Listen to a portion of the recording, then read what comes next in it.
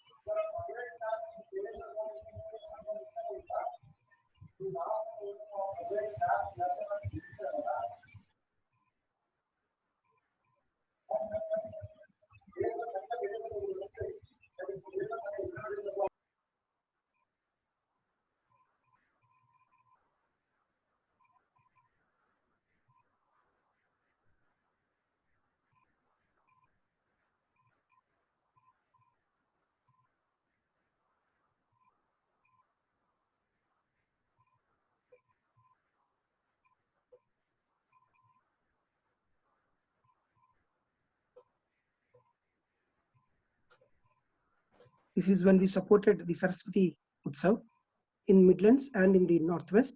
This is in Liverpool, when all the Telugus came together to celebrate the Saraswati Jayanti. This is when we raised funds for Bhainsa victims.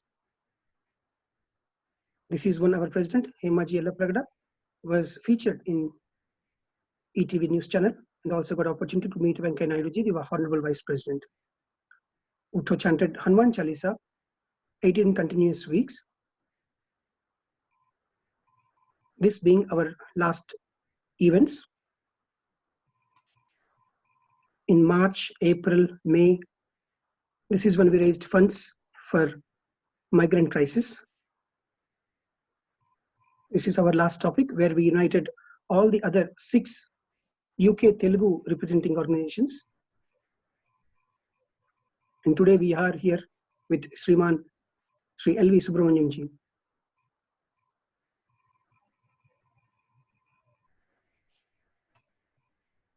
Thank you for that, Harish ji, for sharing. So now, before I pass it on the baton to Hema ji to invite our guest speaker, I would like to thank some of our eminent personalities that are present amongst us and for joining us.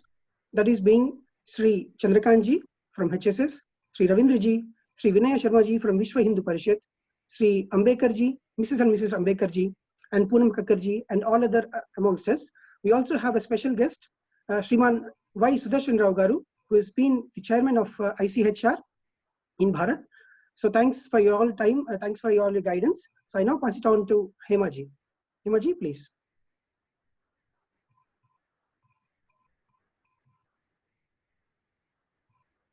Thank you so much, Kishore Garu, and happy Guru Purnima to everyone. Today is a very auspicious day. I'm very happy that we are doing a very Hindu-related post today, Hindu-related talk by none other than L.V.S. Subramanyam Garu on tuning temple administration to current expectations. Temples issues have been at the forefront for the last few years. Hindus are showing increased amount of concern regarding temple management, or if I may say, sometimes mismanagement lately. Hindus are waking up to the fact that government's interference in Hindu religious beliefs and also in places of their worship is a matter of concern. The ugly fact, the ugly truth is that it juxtaposes against all other religious places like mosques, churches, gurudwaras, Buddhist temples, etc., which are devoid of Indian government's interference. There are some very burning questions in Hindus. Is there a need for the government to manage Hindu temples? If managing, where do they draw a line between temple management and spiritual beliefs of the devotees? If government stops managing, are the people ready to take over that? What are the solutions to a smooth management of temples if the chance is given to Hindus to administer them themselves? We have today, as I said, Shri L.V. Subramanyam ji, who is very well known as former TTD Tirumala Tirupati Devasthanam Chief Executive Officer, and also as the Chief Secretary of Andhra Pradesh. I'm honored to introduce Shri L.V. Subramanyam ji, IAS. I am also very happy that we belong to the extended family of Sadguru K. Shri Shivananda Murthy Garu of Bhimli. I know L.V.S. Garu, and he is a wonderful human being and has been working to bring a smile on people's faces in these adverse conditions as well during COVID situation. He is a kind 20 Indian ambassador of Global Task Force, and he recently retired as a senior most IAS officer with an illustrious career spanning 36 years. He is a former Chief Secretary of State, as I said, and he started off as a collector of Mahbubnagar District in Telangana, and he also chaired several corporations, and he was also director of government corporations. For example, APIIC, Andhra Pradesh Sports Authority, Infrastructure Board, Housing Board, or Waterworks. There are several things that he has worked as a director. The list is very long, so I'm stopping there. Today's topic is about tuning temples management to suit current expectations. There is hardly any intellectual or administrator better to speak on this topic than L.V.S. Subramanyam Garu. He has been there, he has worked within the system, he is privy to many government policies and administrative strategies, and he has the practical knowledge of the system. A lawyer can speak on temples issue from a law perspective, or a popular figure can speak on from an intellectual perspective, or a historian like me can speak the history of the temple or the architecture of the temples or the history of the administrative system itself. But there is only one person who can speak from practically working within the system, one who can throw light on the intricacies of the subject and at the same time look at the larger picture too. That is why I said none other than L.V.S. Subramanyam. Tirupati is world's most visited Hindu temple. Nearly 30 to 40 million people annually on average visit the temple. And TTD holds several Guinness Book of World Records of largest human hair donations, of largest number of Hindus visiting the temple, or for largest kitchens or dining, for providing free food, free meals to its devotees, largest world's largest laddu making machine, etc. To run such an organization is not an easy affair. Whoever is managing, whether it is government or whether it is passed on to Hindus, even then, it's not an easy affair to manage that. TTD has almost all the departments that would be in a government, like production, engineering, dams and roads, water supply, human resources, transport, information technology, hospitals, educational institutions. There are several things. The list is very long. So therefore, it's a government of its own. That is not just one temple. TTD also manages temples across India and also other temples in different countries as well. So L.V.S. Garu can give us answers to many questions with his experience as an IAS officer who has handled several boards, including TTT, and as a Chief Secretary of Andhra Pradesh. He can also give picture of TTD administration and also road ahead. We all know that the government cannot be holding us for eternity. At some point, Hindu society has to take over. But having said that, we need to look into how smoothly the transition can be done and how we actually can manage temples ourselves, how to avoid all the pitfalls. Let's hear from Shri L.V.S. Subramanyam ji. Subramanyam ji, it's over to you. Namaskaram. Sri Gurubhyo Namaha. Vyasam Vasishtanaptaram Shakte Pautram Akalmasham Parasharatmajam Vande Sukatatam Taponidham. I bowed down my head to sage Vyasa, and then my Puja Guruji, who's everything to me, as well as to my dear family member, Srimati Hema, who was so active with the UK Telugu Hindu Association organization. I thank all of you for giving me a chance to converse with you on some thoughts. Certainly, I have some experience in this area, but I must confess that the issues are quite complex, and it is difficult for us to find answers so easily. So at best, I may be able to provoke you into some thinking about what is happening today in various temples and what exactly is the tuning that is required to be done for the present requirements. If I can provoke into some thinking on that area, I'm sure in days to come, as Emma was just mentioning, and the Hindu society is capable of taking over and managing these temples. I certainly feel at this juncture, it is a very tall order. I am extremely happy that a senior family member, Professor Sudarshan Rao Garu, is also there.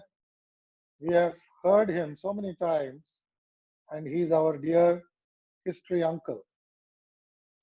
I also pay my salutations to the elders who have come from the HSS, and their presence here adds a lot of value to our discussions. I would at the outset like to tell you that I drew a lot of help from the book written by David Frawley on Hinduism, the eternal tradition.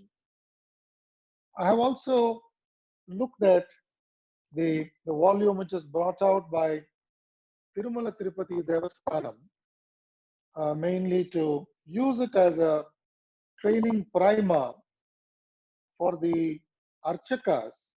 It is called Alayam Archanam. This was brought out in 2017.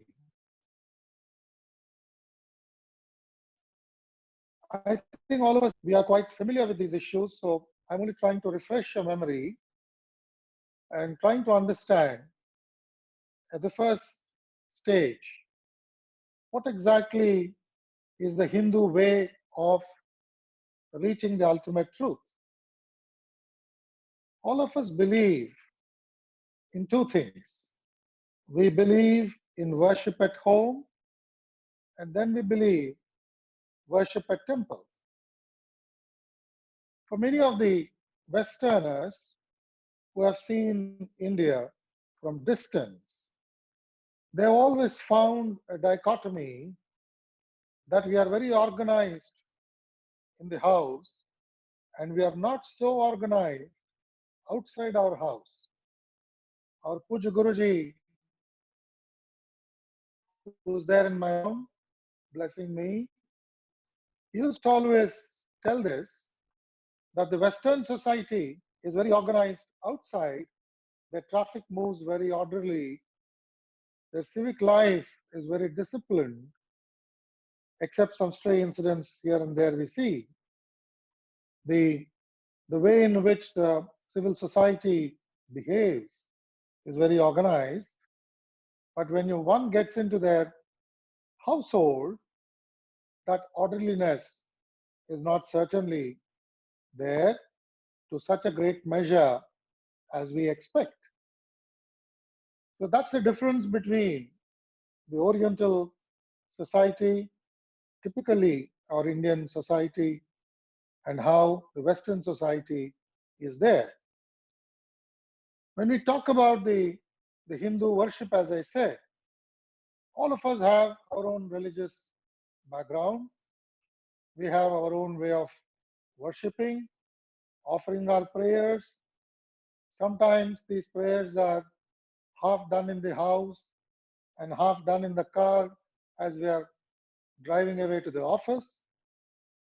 Sometimes the prayers half done by the husband are completed by the better half. Different formula are evolved by us, but it is enough if I say that the family worship is something which is deeply connected to spirituality.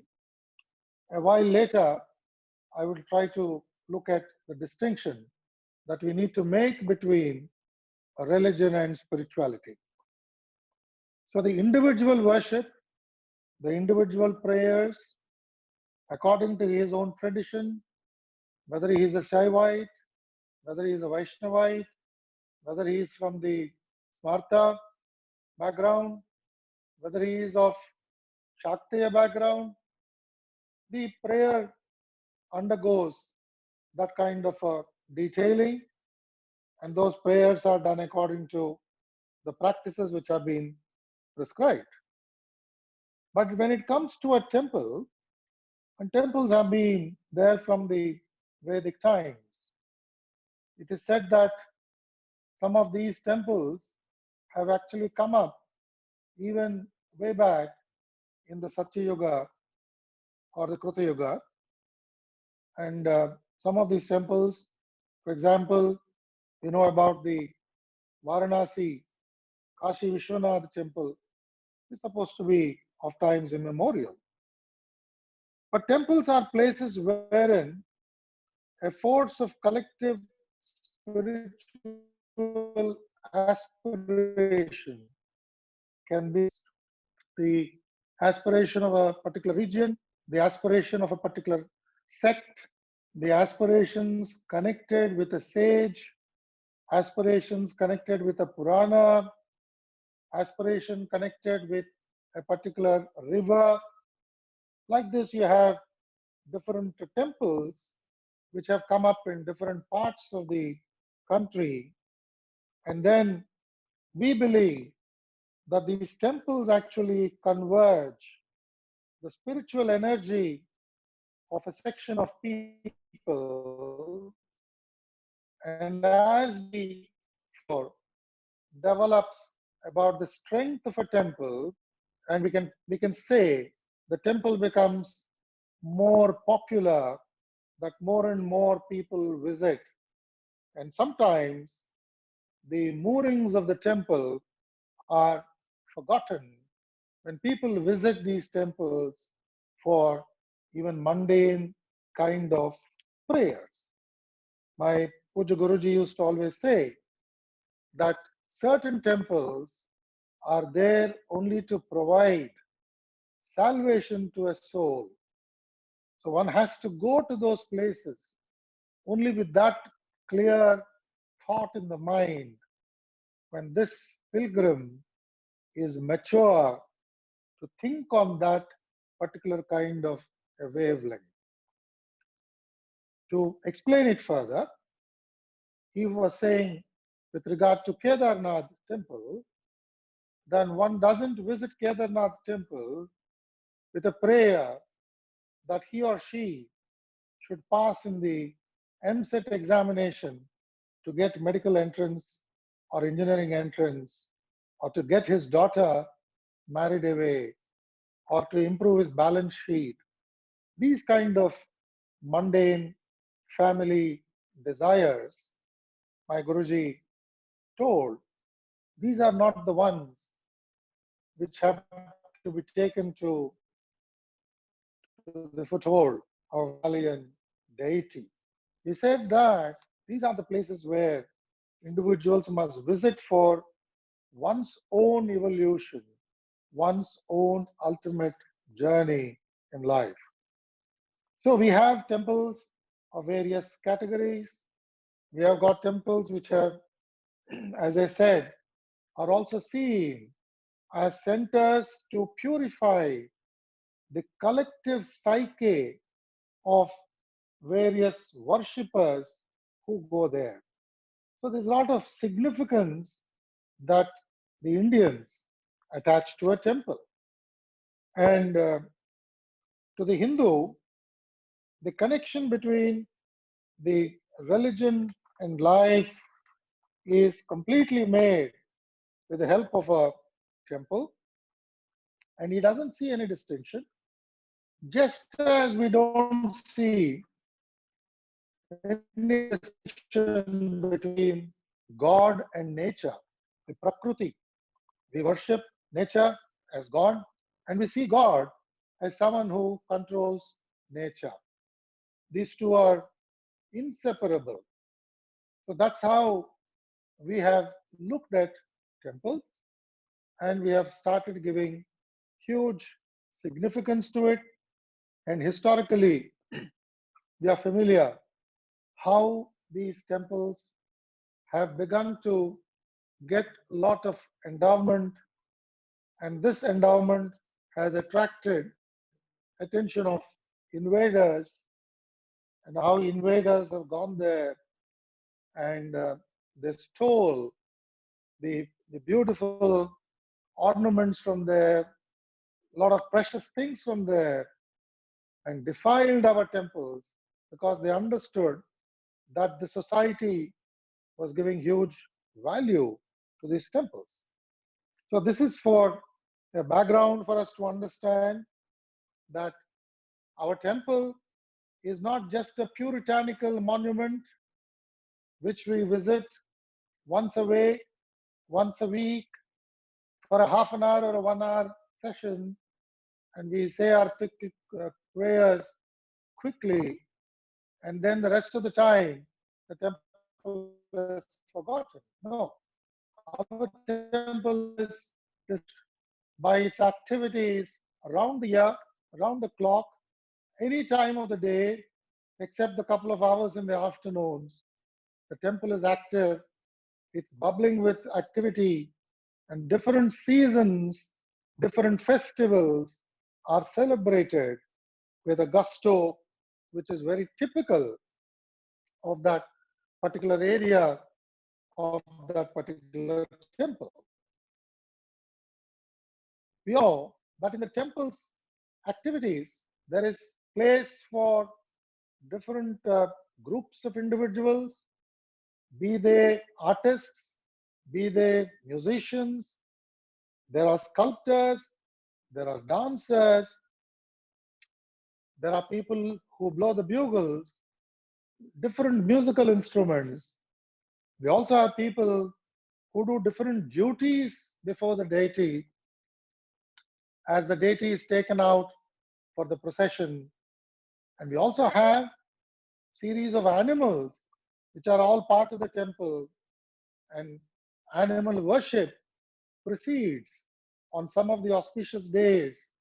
It precedes the worship of the presiding deity also. So like this, the temple has multifarious activities, and I'm just only refreshing everybody's memory that these are all the beautiful things which we have imagined our forefathers have bequeathed to us on how we must worship and get closer and closer to Almighty. As part of this temple worship is also the practice of pilgrimage, which there is a particular order in which this pilgrimage is undertaken. Every Hindu believes that before he or she breathes their last, they must visit Kasi, and from Kasi, they are expected to go to Rameshwaram. From Rameshwaram, they are expected to go back to Kasi. Like this, we have got traditions which are woven very delicately into our families, into our traditions of various areas. So that's how Tirtha Yatra or pilgrimage has come to play a very significant role. Different seasons, different temples are very important. There are particular times when one visits more often the Shiva's abode. There are some seasons where one visits Lord Vishnu's abode in worshipping. I'm only trying to elaborate all these points to just drive home the point that temple worship has evolved over a period of time. There is a great deal of sophistication, thinking into the rituals which have been evolved, practices which have been prescribed, materials which have to be used, the agama which has also come, which helps us to worship a deity in a particular way, to arrange the pedestal for the deity to preside in a particular way, the width of the temple, the height of the temple, the distance that the temple must have from where the pilgrims must worship, or the Garbhagruha as it is called. These kind of detailing has been done. So it is not any kind of a comfort structure for any contractor to build the way they want. There is a great deal of specificity which has come into this temple. And people tell us huge scientific data has gone into construction of temple, where it is supposed to be located, in which direction is the idol going to be located, and what should be the height of the temple, and how many steps have to be carved to take one to the temple, to the sanctum sanctorium.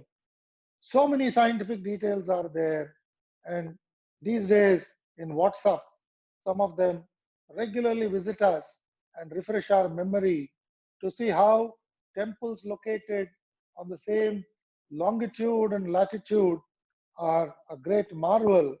And how did these people do it in yesteryears when we thought that the modern compass was not there, and when Indian culture was not sophisticated, and then we foolishly hear someone telling us that the Westerners brought scientific temper to the Indian mind. Now, how did these temples come up? And we also saw that in the tsunami that hit us very badly a couple of years ago, Hindu temples were spared. Nothing happened to these temples. I remember the 1977 devastating cyclone which hit close to Vijayawada, the Krishna and where from the Bay of Bengal. Several temples were actually the places where people saved themselves from total collapse. So these temples have been built with a lot of scientific data, with forethought, with a lot of, one should say, phenomenal understanding of nature and how to locate the temple in the midst of that nature. So I think I've broadly touched upon the various things which have gone into the background of construction of temples, temple rituals, temple prasadams, what prasadam should be given on which day, what seva must be done on which day. A huge detailing has been done of every temple worth mention. And according to the position of the revenues coming to a temple, the grandeur is there for all of us to see. And then briefly looking at the aspect of religion and spirituality. As I said, religion is something which helps us to evolve an ethical conduct. Religion helps a group of people, a community, to live with peace, to live amongst themselves with a certain kind of an order. Religion brings that kind of a disciplines with this ethical training as a background. Religious training, religion also helps us to evolve a series of practices, rituals, and perhaps religion puts the society on its path to a kind of a evolution. Now, spirituality is the inner tuning of mind, the tuning of behavior, what we call as the samskara, how to enhance the potential of the individual's samskara, of how he could or she could bring a certain amount of convergence between thought, word, and action. So spirituality helps for the inner reform, the inner re-engineering, as Jaggi Vasudevji says.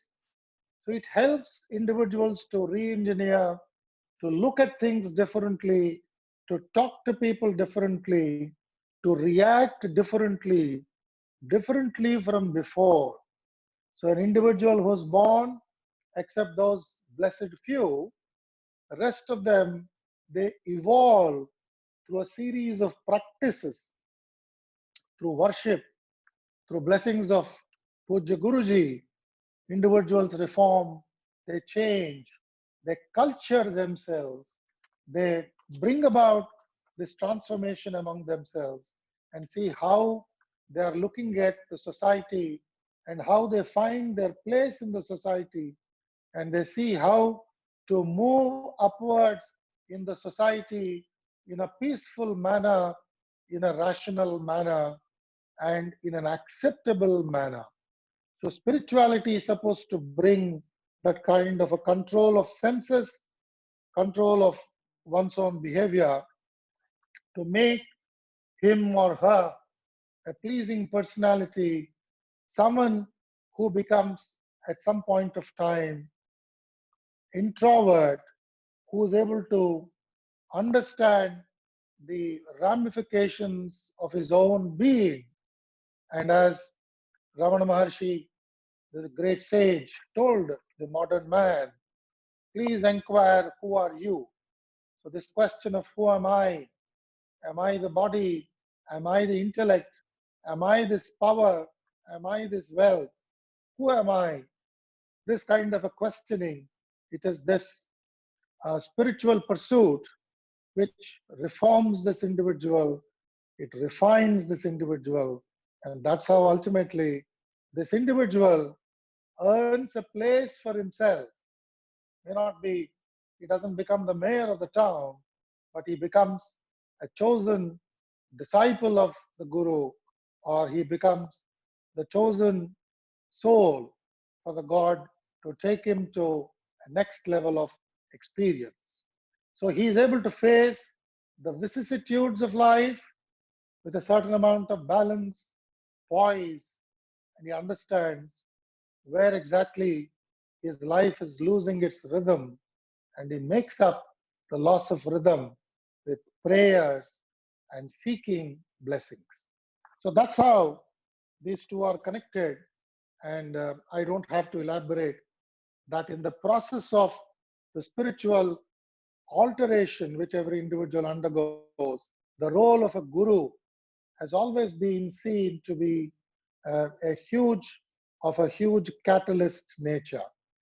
It is said that guru transforms the disciple even without the disciple realizing that he's undergoing a change. So that's the beauty of the whole thing. So I have dealt on temple, I have dealt on the spirituality. I'll just take about 10 minutes to quickly cover the other aspects which have actually provoked large questions among many of us here.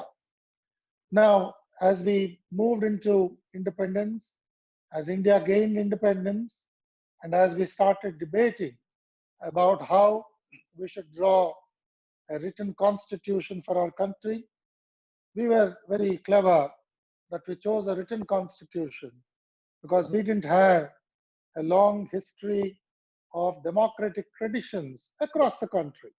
We had in various parts very, very mature democratic practices from the Vedic times, but may not be across the country. So that's when we thought that we cannot go by an unwritten constitution as it obtained in United Kingdom. So we also went for a written constitution, just as America had done. So we made lists and we said we have got the state administration and then we have got the union government, and we said the items of work must be divided between them.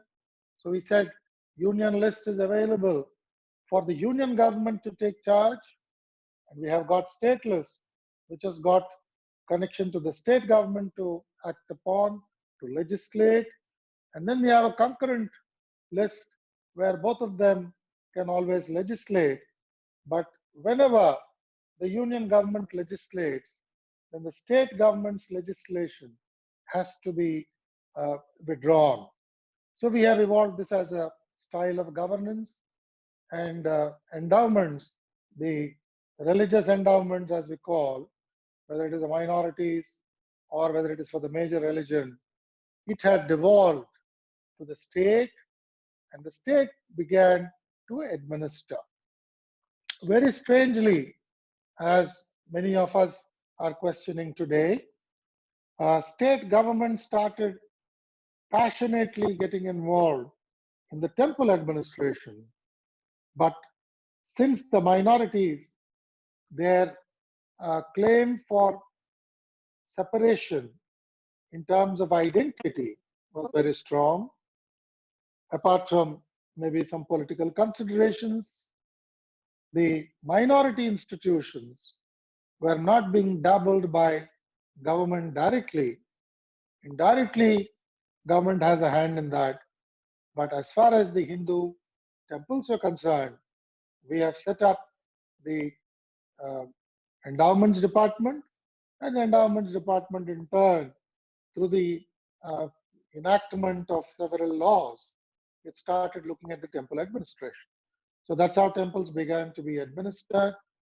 And the popular understanding was that each temple must be governed by a board, and wherever the temple's status was actually determined by the income which comes to a temple. Now, this is a serious issue. Many of us may not really appreciate this, but the revenue earnings of a temple determine what exactly should be the status of that temple as far as the number of trustees on the board is concerned, as far as the level of seniority of the executive officer is concerned, the level of involvement of the government is concerned, it is a revenue which comes from a temple which is considered as a basis. Now, the government also said that those temples which have got earnings of a particular bracket and above that, they would contribute to common good fund.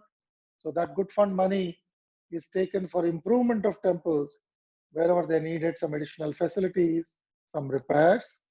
Similarly, some percentage of the earnings are also taken as endowment administrative fund, and from that fund the salaries of all the employees are meted out, whether it is IAS officers or the other officers. It is this fund from where the salaries are met. So the temple earnings are distributed for various purposes like this, and no money comes from the exchequer for the management of a temple, whether it is the salaries, protection, or festivals, or anything like that.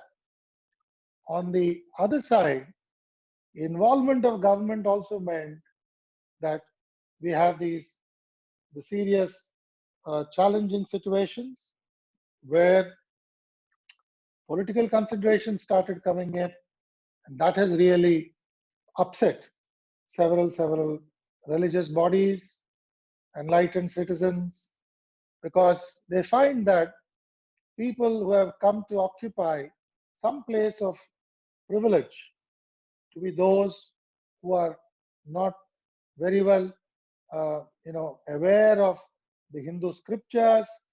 They have no idea about the practices, and they are not able to therefore fulfill the requirements which are actually calling upon them because of the responsibility given to them.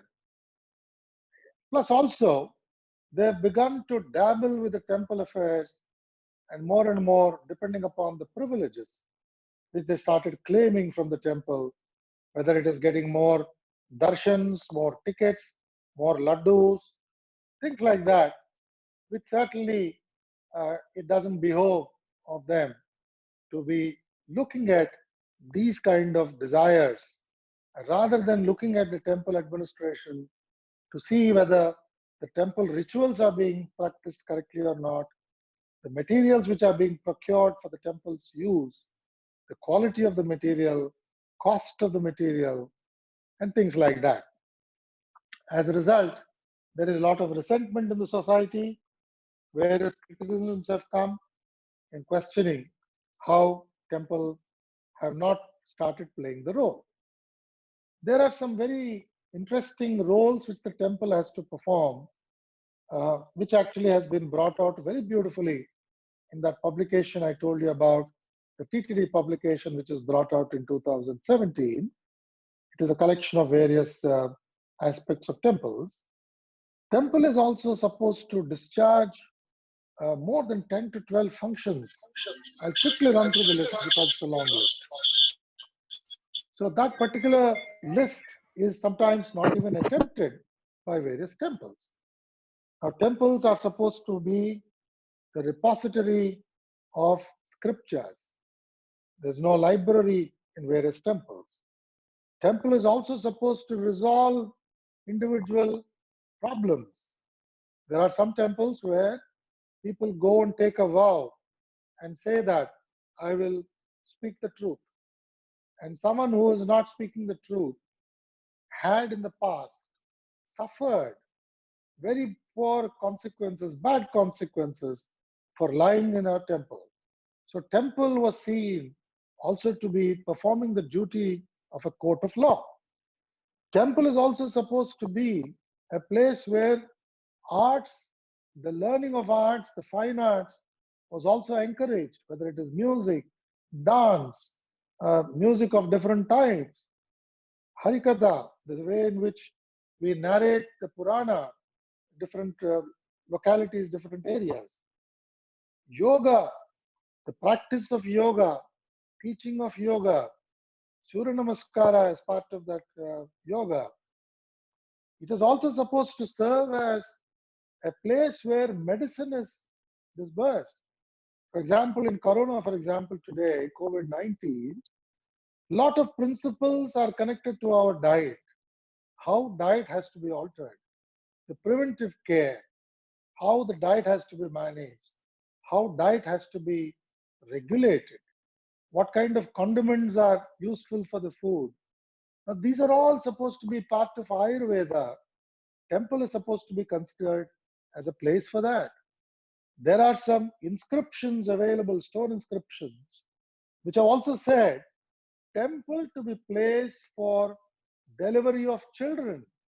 It is also supposed to be like a prasuti nilayam, not so much to have as a ward and a bed and all that, but to support the ladies, the pregnant ladies, in having safe birth, safe delivery. Like this, there are variety of activities which temples are supposed to foster, supposed to nurture in the society. There are people who are, let us say, they have been befallen with some tragedy. They need some care. The temples were supposed to have the, the kind of a protective homes where these people are taken care of. So several of these kind of activities we no longer see except in some very big temple. These have completely disappeared from the imagination of a temple. So these political, the individuals with political background who have come, they are increasingly interested in fostering their own political interests, but not really looking at the quintessential role of a temple. Then you also have the barrage of questions which are coming today about the spending of funds of these temples, whether these funds are being spent for the purposes for which these devotees, the pilgrims, have offered all these the income. Now that is something which is also becoming a challenging question today. The various allegations of quid pro quo which are coming up all over the place, the several employment opportunities which are being given to individuals are sometimes raising this ugly head of non-Hindus getting appointed into Hindu temples also. Now, one can always doubt, how is non-Hindu getting employed? Now, a person who is converted from Hindu religion, he doesn't declare his converted religion. So in the biodata he gives, he still declares himself as a Hindu. Now, there is no way in which the government procedure has not been laid down. We don't thoroughly check up, we go by the declaration. So that is how a person, or sometimes a person is Hindu when he has taken the employment, but due to some influences that he is coming under or she is coming under, they change their religion. But after they change their religion, they don't inform their employer that I no longer belong to Hindu religion, therefore I am relinquishing my job. So they don't relinquish their job, they continue to be there, and at the slightest opportunity, some of them have behaved quite irrationally in a very provocative manner to the causing ire among the pilgrims who visit these places. So these are several issues which are coming in as the ills of the management challenges which are coming, which require the tuning, which is the main subject for us today. Now, I'm only discussing one alternative and I'm closing it for questions and answers. What if the Hindu temples are handed back to the Hindus? Is the kind of a promising solution, and many of us think that it is a panacea for all the problems. I beg to differ, not because of any other reason, but only because there are complexity of the pilgrims, the devotees who throng a particular temple. Now let's take, because TTD Tirumala is the most favorite deity, most popular deity, Your President Hema also took the mention of Tirumala. I'm only talking about Tirumala, for example. Now, if tomorrow, due to some good blessings of Lord Venkateshwara, it is decided that TTD stands transferred from the government control and it is handed over to Hindus. Now, which part of Hindus, which sect of Hindus, which region of the country Hindus would say that they would manage the temple? Now, I am reminded of an incident there, and this happened in 2018. Huge floods which came in Uttarakhand, which took away several precious lives of our Hindu pilgrims who went to Kedarnath. In fact, it so happened that I was there in the same place doing a homam, which has never been done before. We went to Kedarnath, we went to Badrinath and did a huge homam, and the people there, they were also very happy, and the homam also was very carefully done by our Vedic scholars and Archakas. We just returned. Within a week or 10 days after that, the whole catastrophe unfolded. And because of that, several Hindus unfortunately lost their lives, and the place was devastated. It required huge infrastructure support. It prompted some of us, including me, to say that TTD must donate some amount for rebuilding the infrastructure in Kedarnath. So I don't remember exactly the amount. I think it was 20 crores or some amount like that. I'd announced that grant after telling the board. Board concurred with me. We wrote to the government. Government approved it. And then we said we want to give this money. So one of the public representatives of that area, he made a mention in a public meeting where I was sitting, saying that how can the temple funds be spent for some place way beyond Andhra Pradesh? Now everybody was quite aghast with a mention like this by an important public leader who is very experienced, who is a follower of Lord Venkateshwara. So I had to quickly retort and tell him, yes, no doubt, it's a far off place, but the collections in the hundi in Tirumala are not the outpourings or offerings of people in Chittor alone. There are people coming from all over the country, and Lord Venkateshwara is worshipped across the country. Everyone worships him. Therefore, he belongs to every household, and he is the father of this entire humanity, and they all look up to him for relief. They all look up to him for blessings. So I had to tell this honorable gentleman that it is not proper. I only brought this up because tomorrow, when this transfer of management of the temple is done, which region will take what shape, which region can take what role, which matha, because under the order of Adi Shankaracharya, Dakshinamnayam is supposed to be governed in a particular way, in a particular order. So how do we position this, and who would decide this, and how will their acceptability be upheld?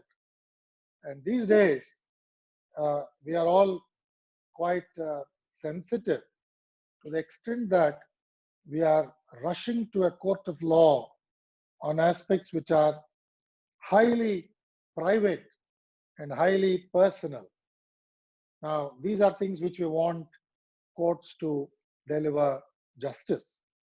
It is a very, very difficult proposition, and we are seeing how the courts are able to cope with the demands with great amount of attention and great attention to detail. But nevertheless, it's a huge challenge. In the temple structures again, different roles are played by different caste groups.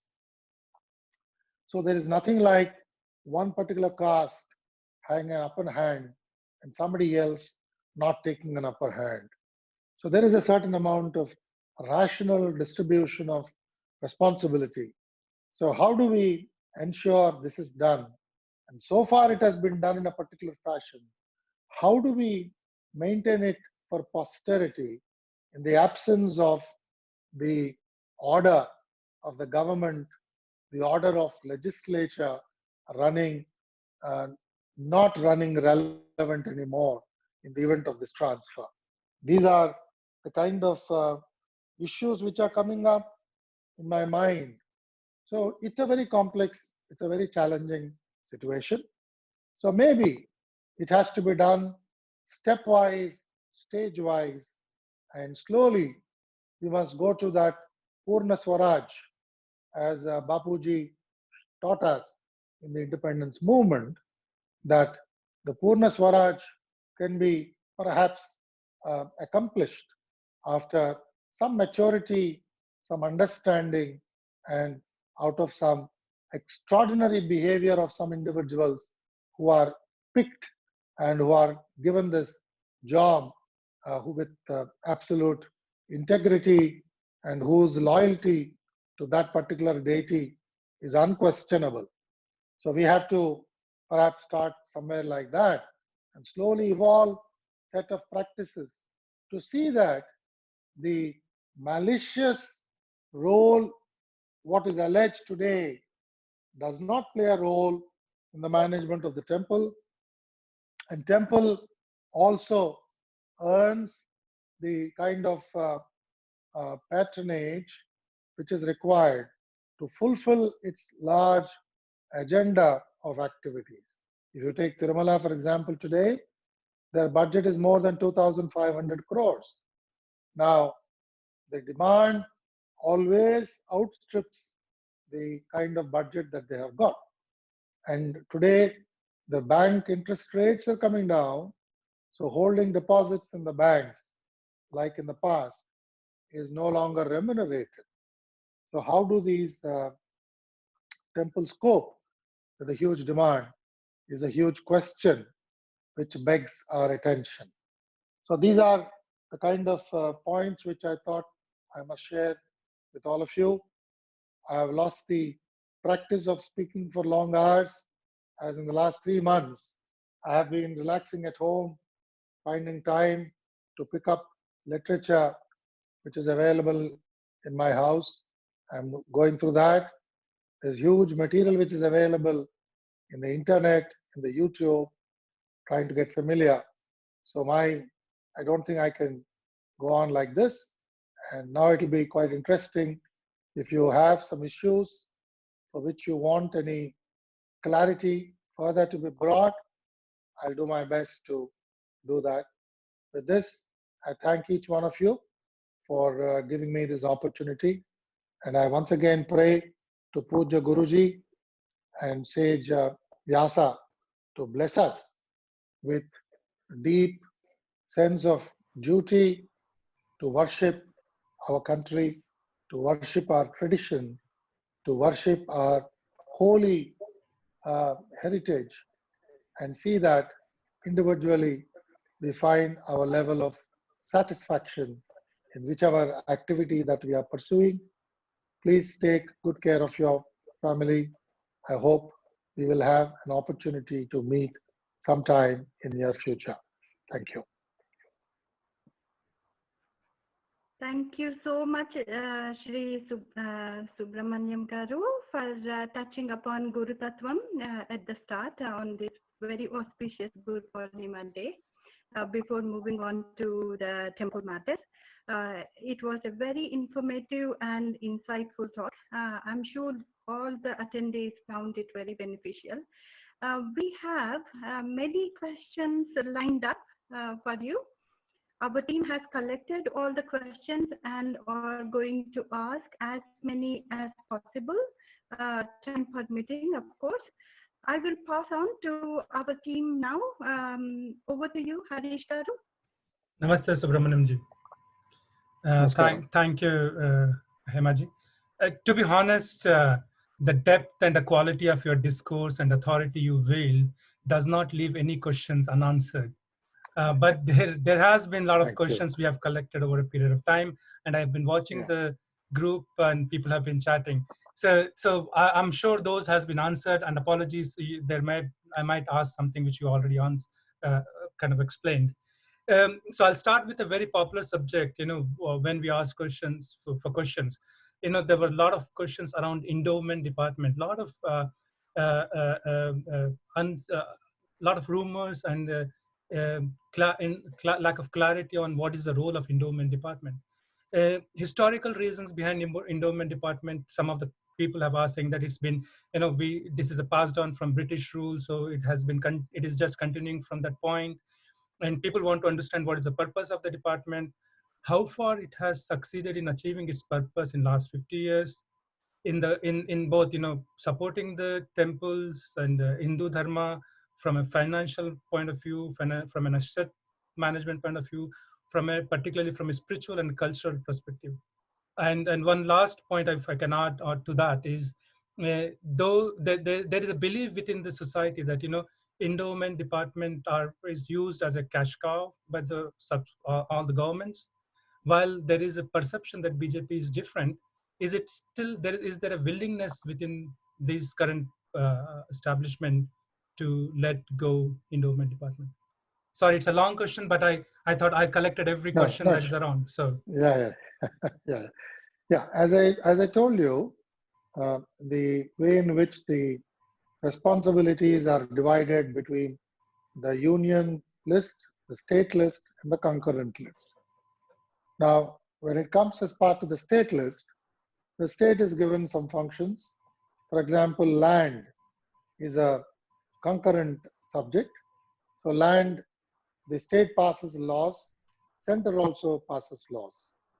Police administration, for example, is again on the concurrent list.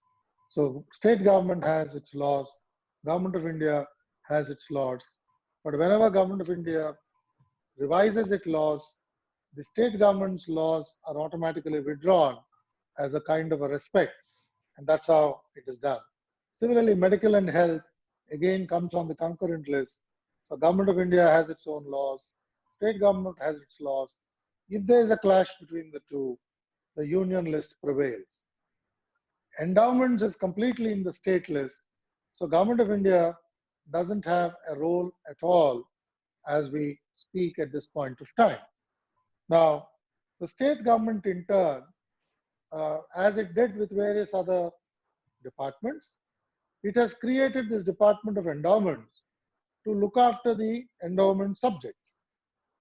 Now, the same problems that, as I mentioned earlier, that when you have a so-called secular government, because Government of India, the Indian Constitution, it says Indian government is secular.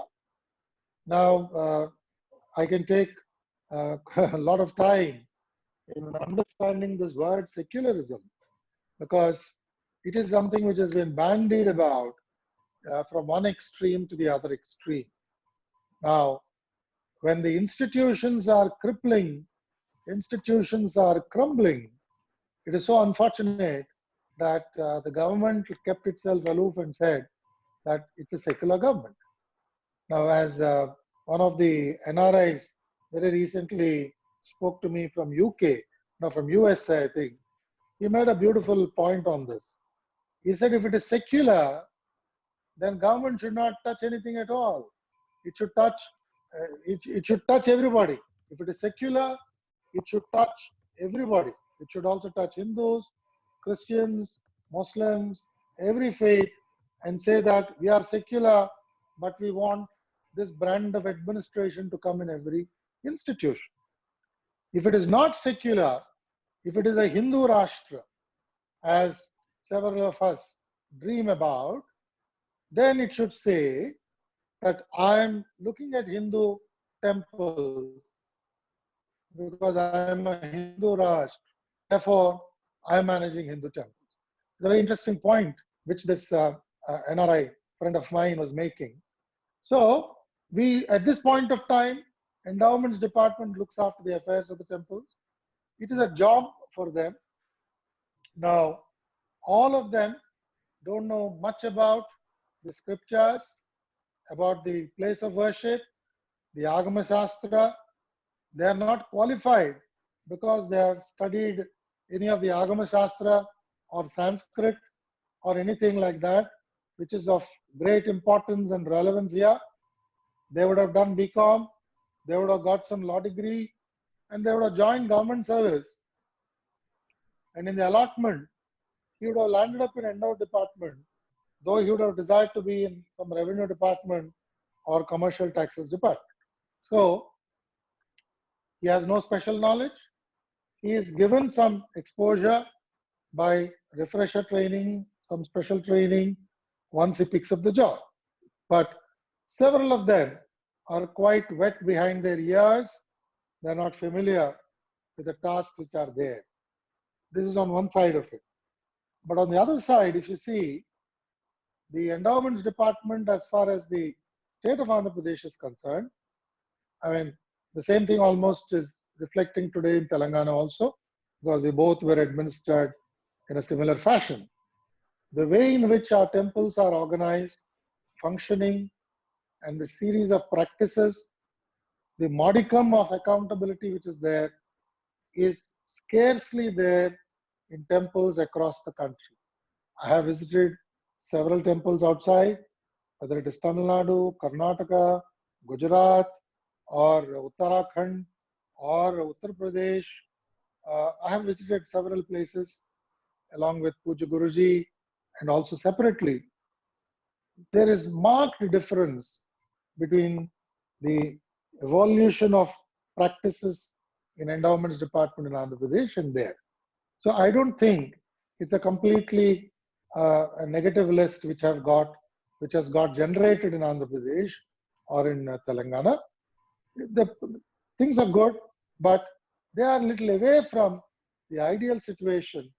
You must please pardon me for being very moderate in being critical of it, because just till yesterday I was part of that establishment. So it's difficult for me to wipe off all my prejudices. Pardon me for that. But endowments department, I must say, has been doing a good job. It has all these ills, as I said, of people who have converted but who are continuing to work there.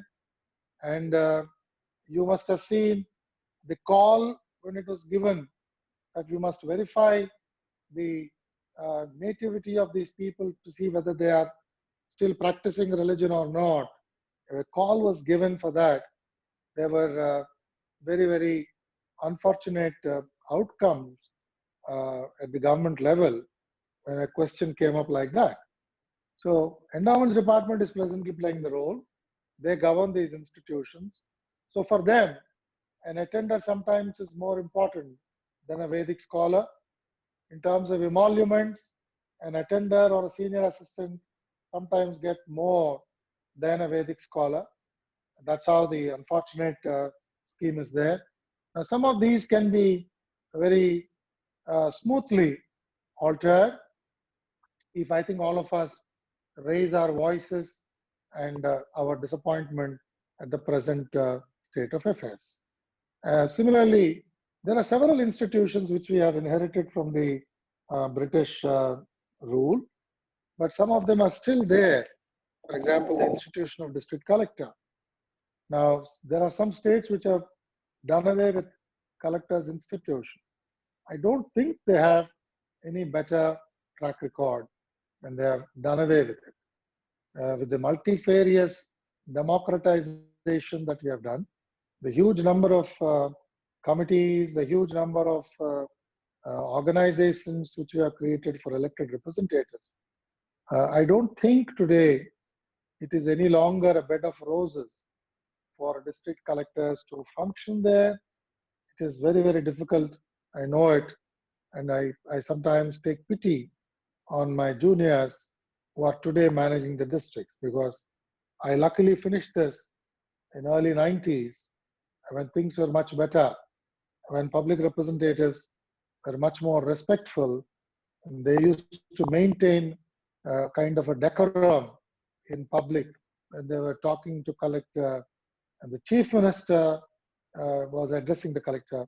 At that point of time, the kind of dignity that was there today is in short supply. So therefore, the institute, one need not brush all of them, paint them with one brush. But I think some changes can be brought about undoubtedly. These are all the intricate things which we need to do, as I told you, in our path towards Purna Swaraj. Thank you. I hope I touched upon all the aspects.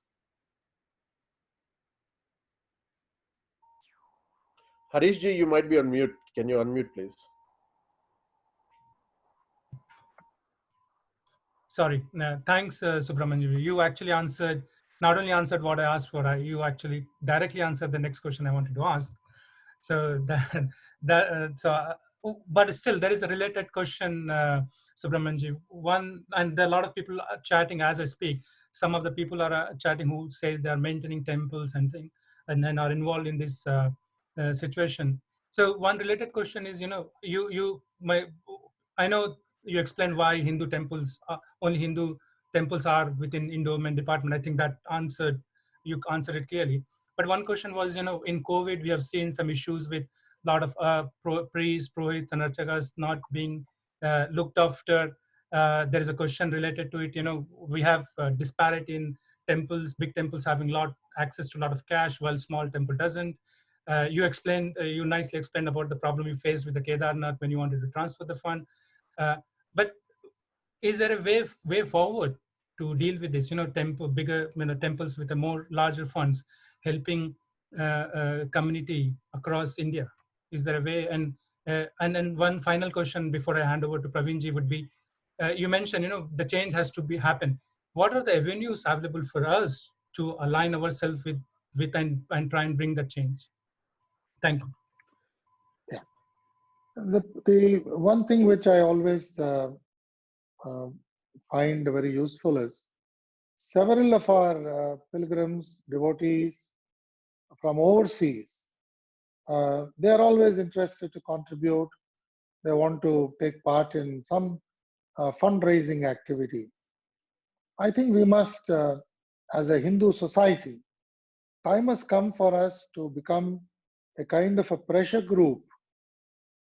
Somebody must take the initiative to create a pressure group for every temple, whether it is the Kanakadurga temple, whether it is the Annavaram temple, or whether it is Sri Kalahasti, any temple, Sri Sailam, and then see that this pressure group actually monitors various activities of this temple, and it also lends services of technical nature whenever required by the temple at a very, very low cost or no cost. I'm just telling this because recently in Sri Sailam temple, they came across a case where some computer operators, they have manipulated the record to show that something like 2 crores or 3 crores or more than that amount was swindled, where people paid for abhishekams, but this money did not flow into the temple account, but this money went away into individual accounts of those employees. They were all caught, and I think there's an inquiry now, and some criminal action is also being taken. Now, just imagine if only we had some 3-4 good companies, software companies, coming and saying that these are our credentials, these are the kind of people whom we have. We will give this temple 24/7 services which are absolutely top class, not compromised. And if we will deposit this 1 crore of rupees with your temple and say that this is a guarantee amount, it's a faith guarantee fund we are keeping with you, that if any one of us do not behave in the appropriate manner in terms of delivery of services, you can please deduct whatever amount you think is required. If only we come up with some kind of an option like this, because government, end of the day, is answerable to the public. So if an executive officer calls a particular organization from Hyderabad and says, please provide your services in Sri Salam temple, this particular executive officer is immediately taken to task because he did not call for tenders. Now he has to call for tenders, and in the tenders, whoever has quoted the least, who gives a beautiful record of his manpower, the man hours that these people have logged in, all the other criteria, and since it is the lowest cost, we give that fellow. And after that, once the guy has got his contract, once he sets his foot inside the temple premises, now we keep saying that he should only employ Hindus, he should not bring other people of other faith. So all that is done in a very perfunctory manner, and unfortunately the executive officer there, someone like me, is not very familiar with the computers, so I blindly depend on these computer operators, and you see what a kind of a tragedy that has happened.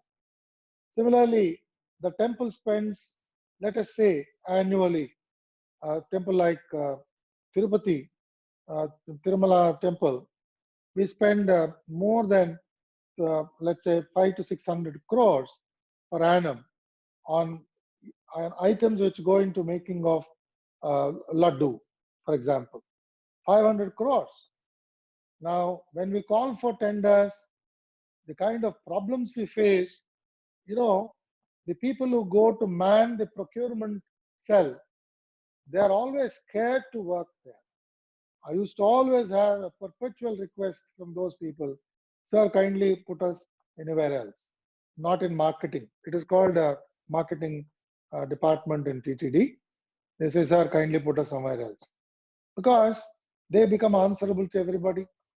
Now, people can write about them, people can cast aspersions on them, all kinds of allegations are hurled at them. So they strictly go by L1 principle. So whoever has given least cost, they buy. Sometimes we used to find that the shawls which were bought on the lowest tender principle, they're not really looking, really a good purchase. Now, why can't we give it to some mill which is going to give a customized shawl? We can't, because we are supposed to buy, or we are supposed to ask such a shawl manufacturer to donate. So we sometimes, in a benign way, we compel them to donate some number of shawls so that we can use the shawl. I'm just giving an example of a shawl, but like this we do several places. Because when we go for procurement, we have this problem of least cost. So people from the NRIs, as all of you are, some of you, please form into groups of your knowledge. Please see if you can liaise with somebody here, form into a pressure group, provide an offer to these temples which cannot be challenged on the platform of performance, because as I said, you're giving some deposit of faith, and then your performance is so extraordinarily good that the government is compelled to continue with such services. And maybe you will do it for 2 years, 3 years, and you will say 3 years I'll do Kainkaryam. I'm taking sabbatical for 1 year. I'll come and work like that. I had some offers of sabbatical like this when I was in medical and health department. There were people who used to say that we wish to come and work on sabbatical for a couple of weeks, 3 weeks, 4 weeks, 5 weeks. Why don't you create a roster so that we can come and work? Same thing can happen in a temple. So I think you must map your talent and areas of work and give ideas to temples. I'll just take another minute. For example, hundi collection, the hundi counting. Earlier, it was only done by TTD staff. I had an opportunity to discuss about this issue as executive officer. There was a problem because a large number of employees were not turning up for counting of the hundi collections. So the molas, that is the bags, they were piling up. So the JEO was quite worried.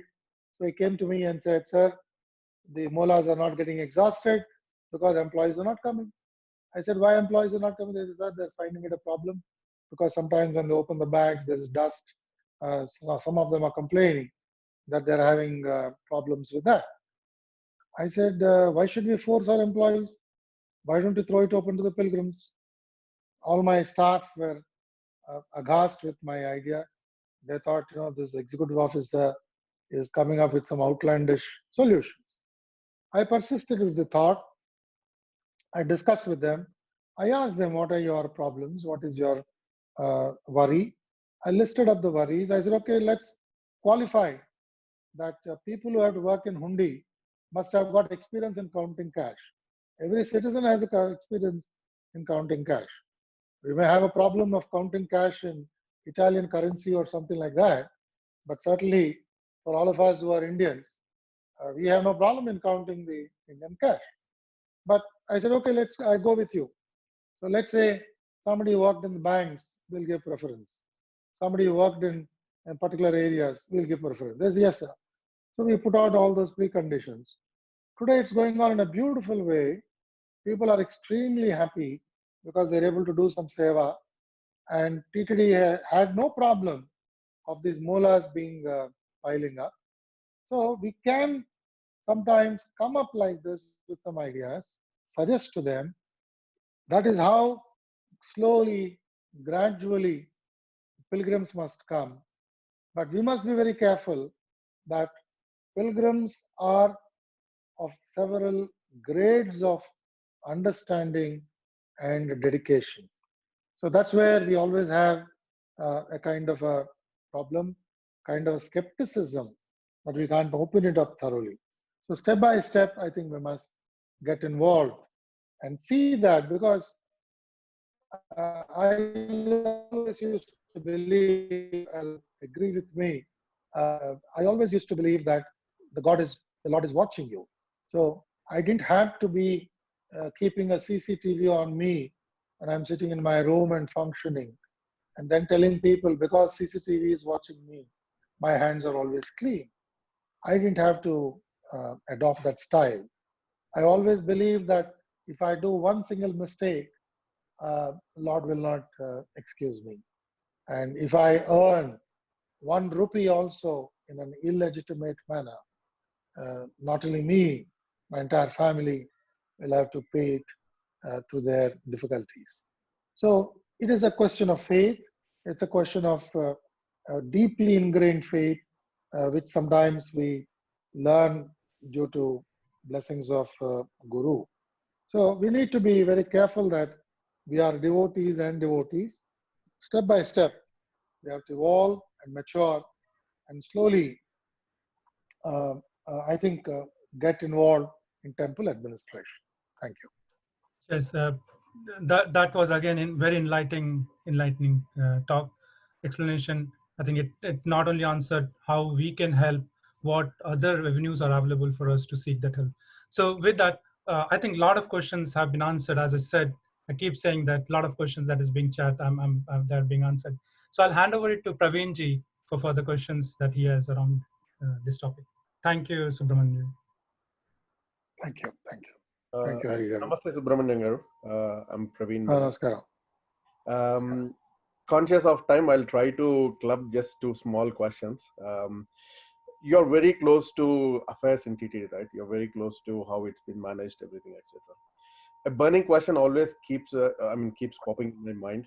It's more about why can't we have a better spiritual experience, and why do we have different classes of prizes for people, and people who pay more money get to have more time and privilege as opposed to a normal person.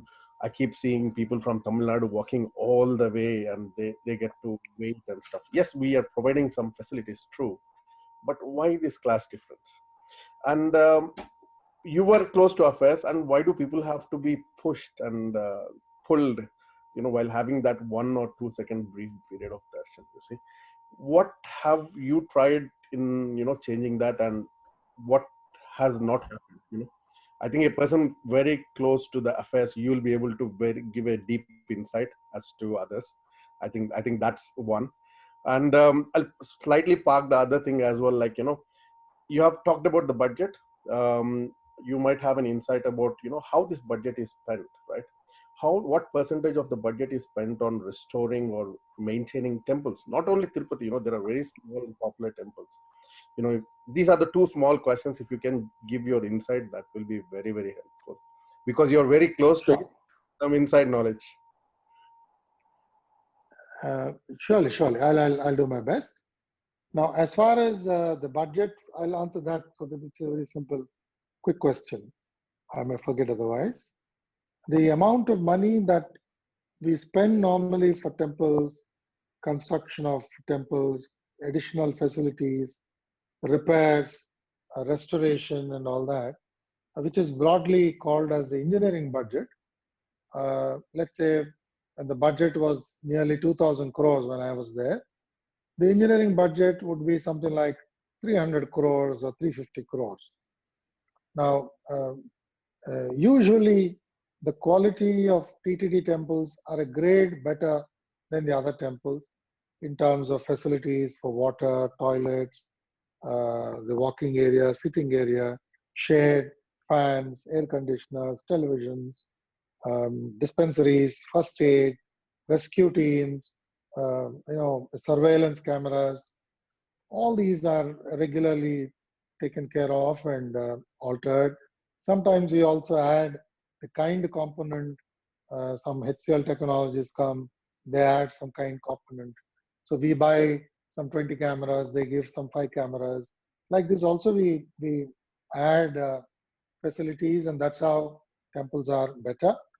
And sometimes we also undertake Gopuram repairs, Pushkarini repairs, and sometimes we also take it up with original kind of a sculpture, so that is a little expensive, but we adhere to all that.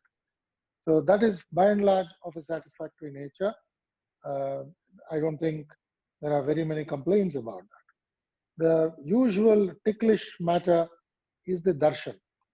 Now, darshan is always a complex matter because it is because of the God.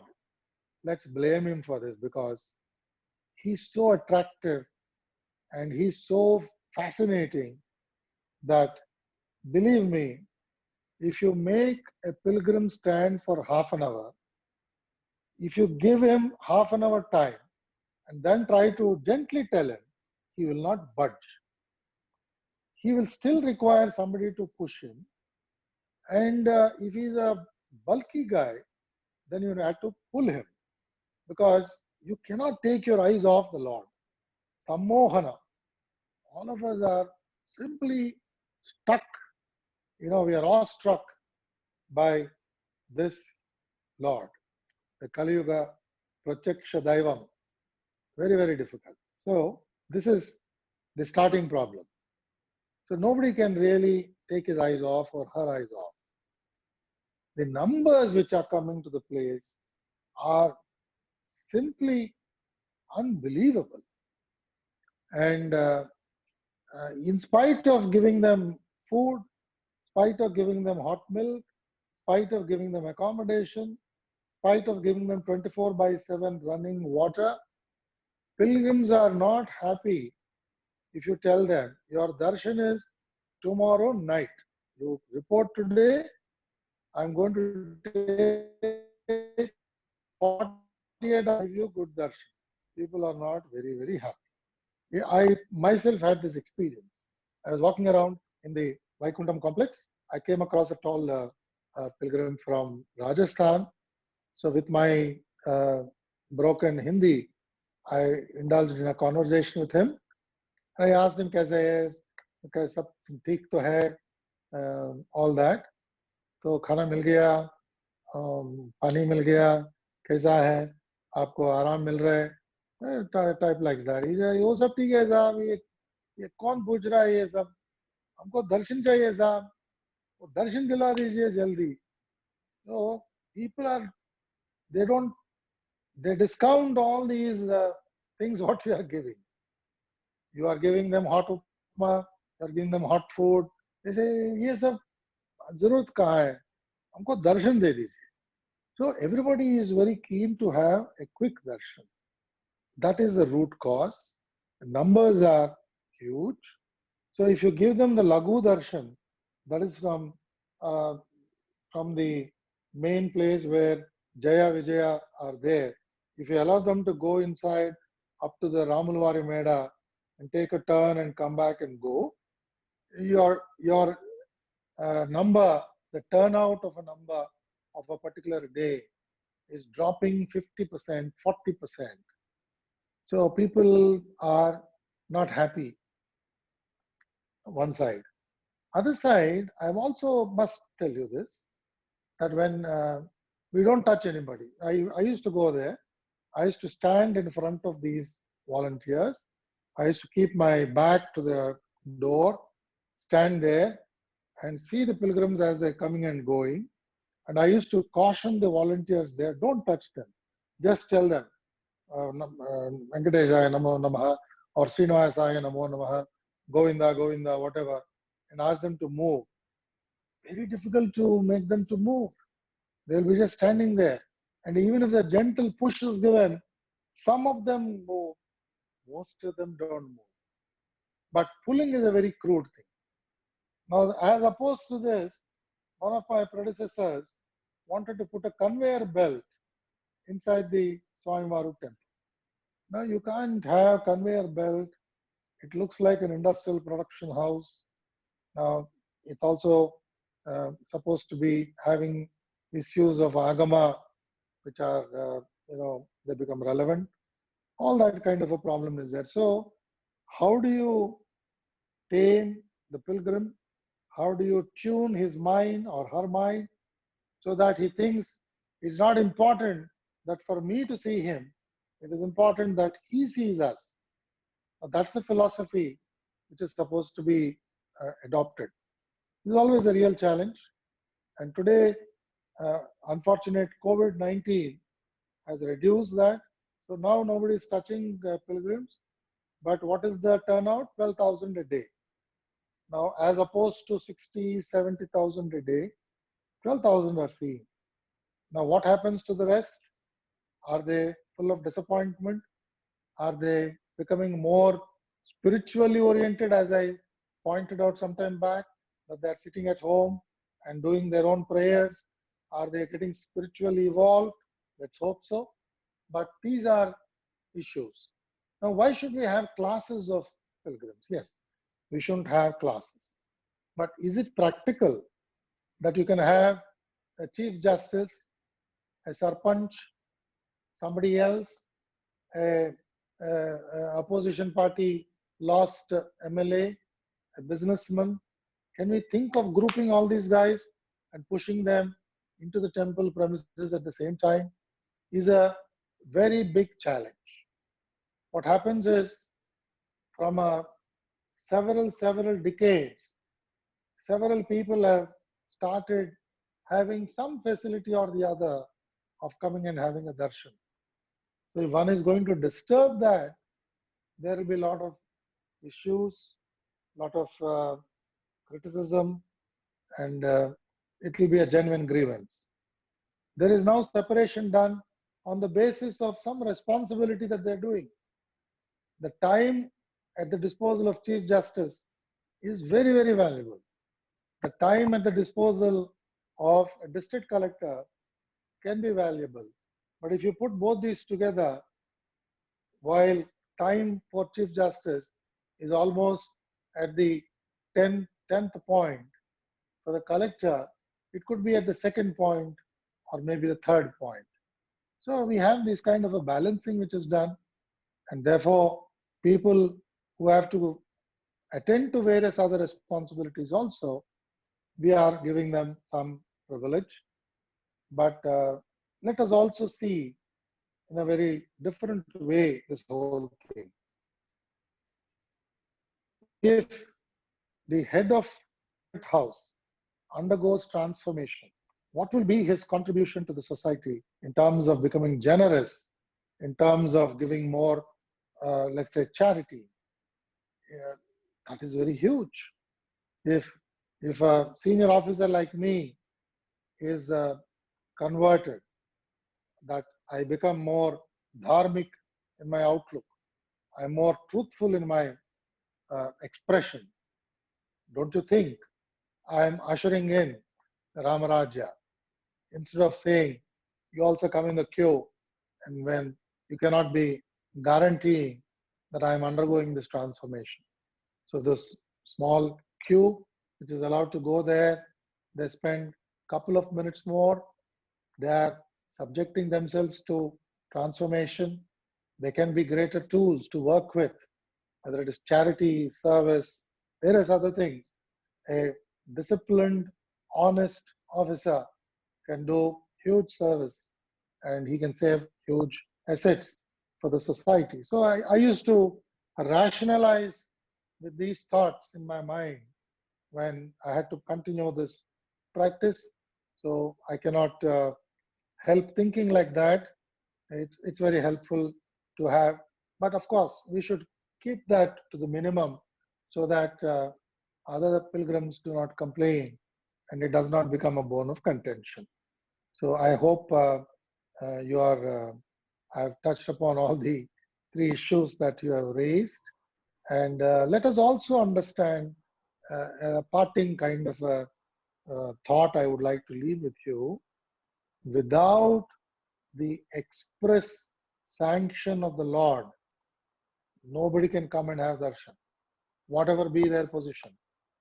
It is said, you please read late PVRK's book, PVRK Prasad's book. The Chief Secretary of the day came twice to have darshan, and somehow he could not have darshan. Several important people I know desire to come and have darshan. They just don't get the darshan. I'm sure many of you must have had that experience. I have that experience that when you want to go, you are not able to go. When you think you have holidays, you don't get time to go to the Lord. So that is a faith, a belief, which we have learned from our respected elders. So let's appreciate that if somebody is coming and having slightly more time with the Lord, he must have done some enormous punyam in the past. He's lucky, good that whatever punyam he has inherited or he carried with himself, he is enhancing its value by again going and worshipping the Lord. This kind of a philosophy I used to always adopt for myself so that I'm not restless about this issue. Not that we didn't bother about pilgrims, we would do everything possible for them. But that small statement in politics where it says everybody is equal, but some are more equal, is unfortunately true when it comes to temples of very, very huge significance, like you have in Tirumala, Sri Salem, Kanakadurga, Annavaram. All these temples have some privilege of some nature, which is not a major concern for us because the time that should be kept for that is little less. Thank you. Yeah, thank you for that. I totally agree about the public figures and people, bureaucrats who hold high positions, but for me it was always about the relatives of politicians, taking over. Yeah, correct. There was no rationalization on that side. Absolutely. I agree. The other side is, this 50 rupees and 300 rupees and free darshan, these people used to have different queues and they used to go for Mahalagu darshan. These are the two areas where I had some question, always that confusion. No, I agree. In fact, I tried my best to have Lagu, and I think only some weekdays or something I could do Lagu. And when people went for Lagu, they were in raptures. They came out, they were just tears were pouring. Yeah, but exactly. I couldn't do that because let me also tell this, because I thought at that point of time the Lord will permit me to have Netra Dwaralu. So Netra Dwaralu is a dwaram which we conceptualized, which can come very next to Ramulwari Meda. So just the place where Lagu turns, instead of turning to the right, you go straight, you turn left, and you go out of the temple itself. And you exactly land up at the place where you go for Vaikunta Ekadasi, remember that dwaram which is there. So you land there. So I thought in a very foolish way that maybe that was possible. And I tried to discuss with a couple of people. Some of the people who matter, they were not very happy with me in those days. And they said, you will be severely punished by the Lord for tampering with the architecture. I said, well, it's a world of difference. A pilgrim who has a satisfactory darshan, because I define what is a satisfactory darshan. I told my people, a satisfactory darshan is a darshan when I can stand in front of the idol from whichever distance and say, Om Namo Venkateshaya, and then move. That is the time if I can be given. That is a satisfactory darshan. So I tried to work towards that, but it was very difficult because I could not fulfill the Netra Dwaralu. If Netra Dwaralu are at some point of time, if the Lord is kind and He blesses us, then Lagu Darshan is possible for equal number of pilgrims. There is no sacrifice of the numbers, whatever. And I always felt satisfactory darshan is good if the numbers of pilgrims doesn't exceed 45 to 50,000. 45, in fact, is the upper limit I used to think.